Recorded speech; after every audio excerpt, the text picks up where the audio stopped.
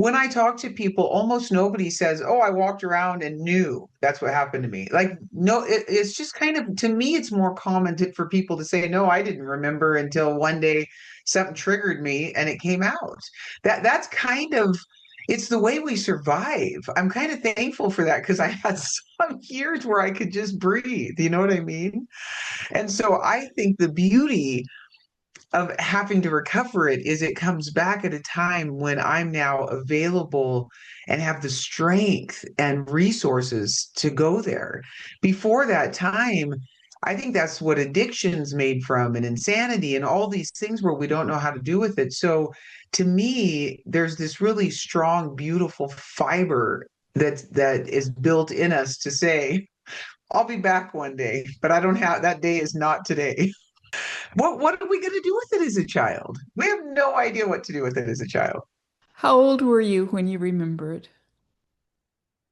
I was 24. It's a little complicated. I always tell people I think that our minds push through things that we can, if we were to stop and focus on those, it might come through. For me, it's a funny story. I was actually with my mother-in-law. My first child was small. And so I was 24. She must have been three. And I wanted pumpkin ice cream. It was in the fall, and only Dairy Queen had pumpkin ice cream. So we went to this Dairy Queen we knew, and it had no pumpkin ice cream. It's important because now I know of this other Dairy Queen that's kind of weird and off the beaten track. And I never went through my old childhood where my home was. I hadn't been there since I was a kid. I moved when I was four. Well, the weird thing was is I'm on my way to this Dairy Queen and there's road construction. And so we're going in all these weird roads and bam, right there, Mary, was the home that all of this started in. And I was on Delaware Lane. I was taken back, but immediately my pelvic region just began to ache, like instantly. You know, they have that where you take a survivor back to the scene. I'm so black and white, I don't tend to believe those things, but it was just true. If I had never driven by that house, I don't know how old I would have been. It just so happened that pumpkin ice cream trip took me by that home. And we stopped. I told my mother-in-law to stop, and I looked in that home. It was open, and there was a fireplace through the window. And immediately I remembered being raped in front of that fireplace, and I could even see the little couch, the color of the couch, all of it. And I started crying. We got that pumpkin ice cream, but I had to go back and just go home. And that started the whole journey for me. And I was 24. Are you glad you remembered? Yes. Yes. Not in, I have to say, in the beginning, I would have probably answered no on some things. And then I bet, as you know, as you turn the pages of your story, more of those pages become visible because you're allowing your mind freedom. So the freedom that I experience today far outweighs the cost of what it felt like to return. How do you know your memories are true? Um, So the biggest thing for me, honestly, to believe my memories was my physical reaction, right? So we learn now, like there's these wonderful books called The Body Keeps the Score and all of that. But the truth was, you want to stay in denial when your memories return. However, all of the body memories that return with those memories, you can't fake those. I mean, I have I have many examples of that, but this one time I had this really odd pain that began in my arm. And I was like, what is happening? So I go to physical therapy. The guy says, Jodie, where your arm hurts, there could be no injury there. And at 4 o'clock that night, after I met with him, it was in the middle of the night, I woke up and the memory returned of my mother straddling me, and her weight of her body had put my little arm to sleep. And as soon as I remembered that, that body memory let go. It was so weird. Like it was like, so that's why I remember. I mean, to me, that's why I trust my memories. And then we could go on further. Like I went to family when all of this happened at 24. And at that time, I have a brother and two sisters. There's four of us. Each one of us recounted my father's sexual abuse. However, the sad thing is that two, after probably 3 to 5 years, recanted their memories and said, yeah, you know what, this was just, it didn't happen to me. Two of us stayed with it, my belief is it happened to all of us. I just think it takes a lot of courage and strength, as you well know, Mary, to stay with the truth of your story when you find it.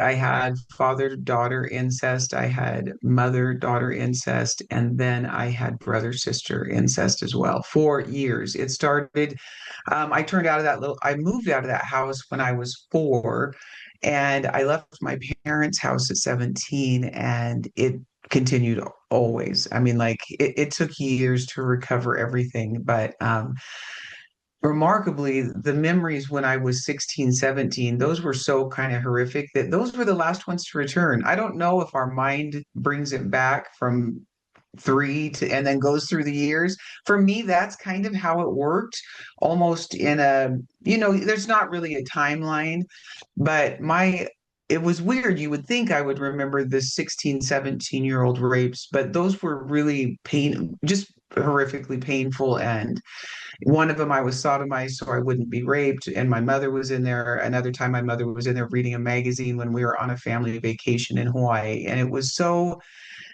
terrifying, honestly, then to have to go with the family and do the whole trip. It's just weird. It didn't come back it was one of the last memories to return. So, there's just no rhyme or reason, I think. But maybe it's good that I was farther away from it when I remembered because they're painful memories to remember. We don't want to remember them. Those memories probably I've had only for about 5 years. My I have Mary, the more that I do this work, the more I realize the propensity of a human nature to want to stay in denial around this stuff. And so while years and years and years ago, I knew that my mother was a pedophile, I didn't want to go there. I can remember being really drunk one night and saying to my daughter, well, if I just don't ever say my mom's a pedophile, I never have to go there. And so I think I really held that one down. I do think we can work against ourselves. I remember this counselor that I had, and she said, Jodie, you make it harder on yourself because you just won't go there. So honestly, Mary, it could my children were very triggering when they became women, very triggering, so much so that oh my gosh, I had this wonderful counselor, and he's like, Jodie, do you know that your children trigger you? And because I have two girls, and that's a horrible thing, Mary, right? So you try to just deny and stuff and move away from these memories. The truth is, it's better to get into those memories so you can get down the road from those memories. But I think that we tend to stay stuck with them, if that makes sense. So, yes, I do believe that my daughters triggered me. However, I didn't go there for many years because I didn't want to step into it fully, even though I kind of knew it was there. And are you married to the father of your children? I am not. I got in a horrifically abusive marriage, not surprising, right? And I have had three marriages since then. So I'm now in my fourth marriage. And I just don't feel any shame about that because what I say is if you had lived through my past, I mean, it would be a weird thing to say, yeah, I'm still married to that guy. I could be, I suppose, but I'd be being mistreated. I mean, he mistreated my children. Of course, he was the same kind of abuser. So, no, I am not. Thankfully, so. He was a terribly abusive man, but I stayed with him for 17 years. I mean, I have scars. My children have scars. It's that kind of thing.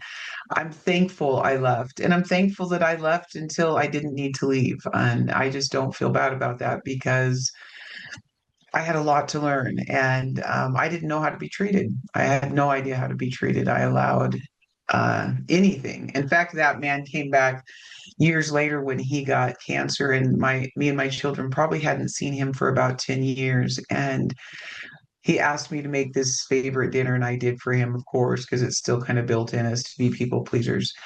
But at the dinner table in front of my children, he said, I could do anything to you, Jody. And when you hear those things, Mary, you think, yeah, I was such a robot because we're just so going back to that question where you said to me, are you thankful you returned to those memories? Yeah, because I'm not a robot that people can do anything to.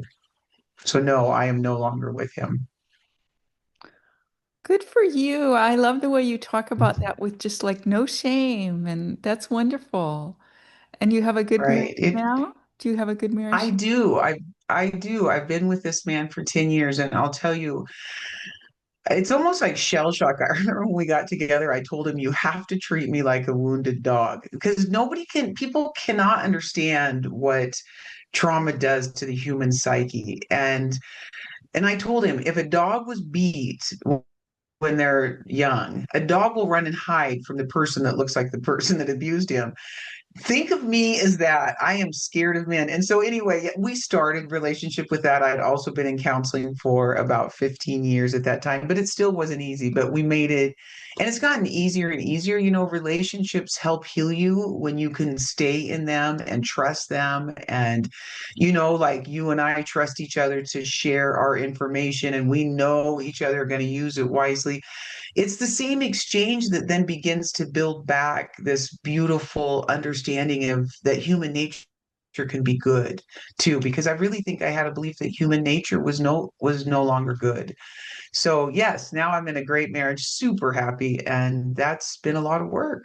It's been a lot of work, Mary.